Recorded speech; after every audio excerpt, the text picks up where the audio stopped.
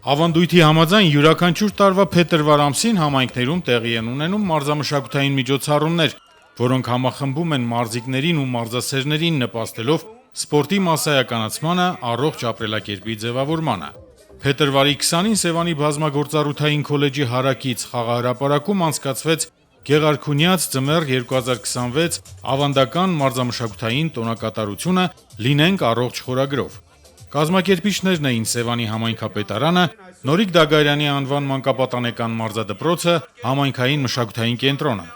Միջոցառման նպատակն է համայնքում մասսայականացնել ձմեռային մարզաձևերը եւ ազգային խաղերը, պետական եւ տեղական ինքնակառավարման մարմինների, մարզական կազմակերպությունների կողմից համագործակցված աշխատանք տանել ֆիզիկական կուլտուրայի եւ սպորտի ուղղությամբ, համայնքի ազգաբնակչության առօրյայում արմատավորել առողջ ապրելակերպ։ Միջոցառմանը մասնակցում էին Սևան համայնքի հանրակրթական դպրոցների, Նորիկ Դագարյանի անվան մանկապատանեկան մարզադպրոցի աշակերտներն ու սաները, մարզասերներ, բնակիչներ։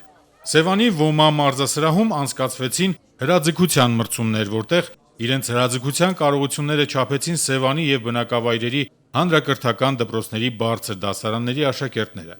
Այնուհետև Սևանի բազմագործառութային քոլեջի հարակից տարածքում գտնվող խաղահրապարակում տեղի ունեցավ տոնակատարության բացումը։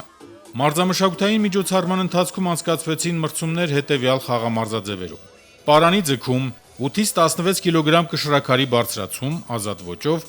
ազգային կող ըմբշամարտի անցկացում,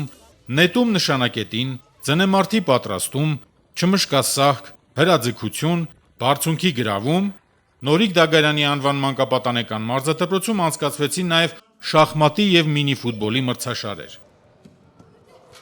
Սևան քաղաքում այսօր անցկացնում էին Գեղարքունյաց ձմեռ մարզամշակութային միջոցառումը «Լինենք առողջ» խորագրով։ Միջոցառման նպատակն էր ձմեռային մարզաձևերի եւ ազգային խաղերի հանրայնացումը, ինչպես նաեւ առողջ ապրելակերպի քարոզումը բնակչության շրջանակում։ Միջոցառումը անցավ շատ ակտիվ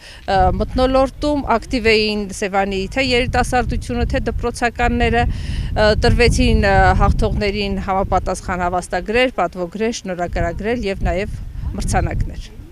Հետաքրքիր եւ լարված մրցումները գնահատվեցին մրցավարների կողմից, որին հաջորդեց արդյունքների ամփոփումը։ Տոնակատարության վերջում լավագույն մասնակիցները եւ հաստատությունները պարգևատրվեցին Սևան համայնքի ղեկավարի հավաստագրերով, պատվոգրերով, շնորհակալագրերով, հուշանվերներով ու գավաթներով։ Սուրեն Բարսեղյան, Գնել Հովհաննիսյան, Սևանի STV1 հեռուստաընկերություն, Գեղամահուր։